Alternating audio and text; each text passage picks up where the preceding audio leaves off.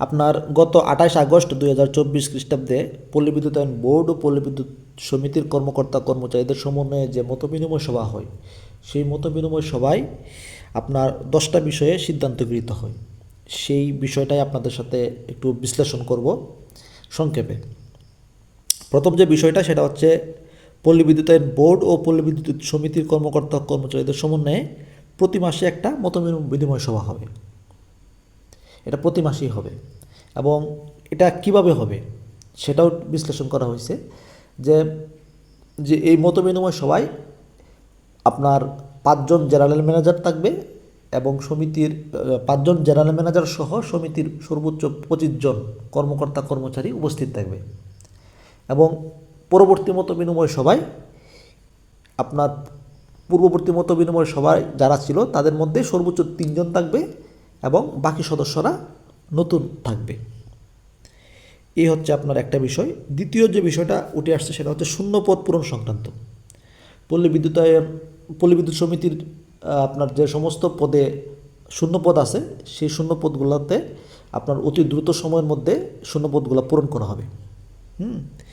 তবে এই ক্ষেত্রে সবচেয়ে বেশি অগ্রাধিকার দেওয়া হবে লাইনম্যানের ক্ষেত্রে।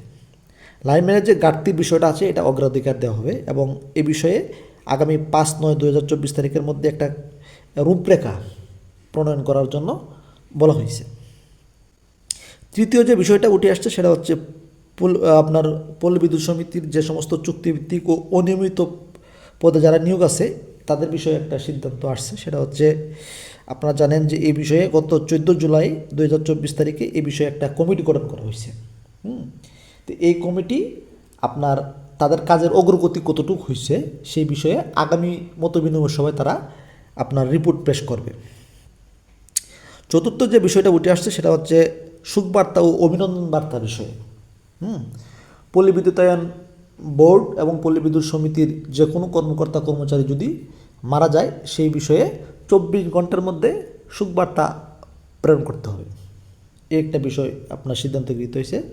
আরেকটা বিষয় হচ্ছে অভিনন্দন বার্তা, যে কোনো কর্মকর্তা কর্মচারী যদি এমন কোনো কাজ করে যেটা আপনার সে আপনার এই অভিনন্দন পাওয়ার মতো যদি কোনো কাজ করে সেই বিষয়ে একই প্রক্রিয়ায় আপনার অভিনন্দন বার্তাও প্রেরণ করতে হবে। আর আরেক পঞ্চম যে বিষয়টা উঠে আসছে সেটা হচ্ছে আপনার মৃত্যুবরণ করলে কেউ যদি কর্মরত অবস্থায় যদি মৃত্যুবরণ করে সেই বিষয়ে আপনার আর্থিক ক্ষতিপূরণের বিষয়ে একটা সিদ্ধান্ত আসছে। সেটা হচ্ছে আপনার যারা কর্মরত অবস্থায় মৃত্যুবরণ করবে তাদেরকে তাদের পরিবারকে আর্থিক সহায়তা প্রদান এবং এই মৃত ব্যক্তির অন্ত্যেষ্টিক্রিয়া বা আপনার দাফন কাফনের বিষয়ে যে আপনার অর্থ সহযোগিতা প্রদানের জন্য একটা কমিটি গঠন করা হয়েছে। ষষ্ঠ যে বিষয়টা আসছে সেটা হচ্ছে গ্রাহক সেবা নিশ্চিতে আপনার লাইনম্যানের প্রাপ্যতা উপাদান সংক্রান্ত। আপনার এই ক্ষেত্রে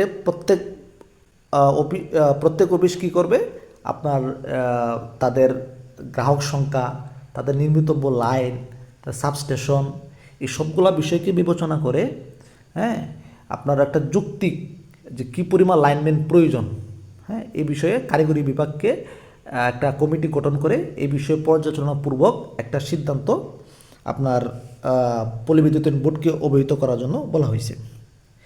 আরেকটা হচ্ছে যে সপ্তম যে বিষয়টা উঠে আসছে সেটা হচ্ছে কর্মক্ষেত্রে নিরাপত্তা নিশ্চিতকরণ।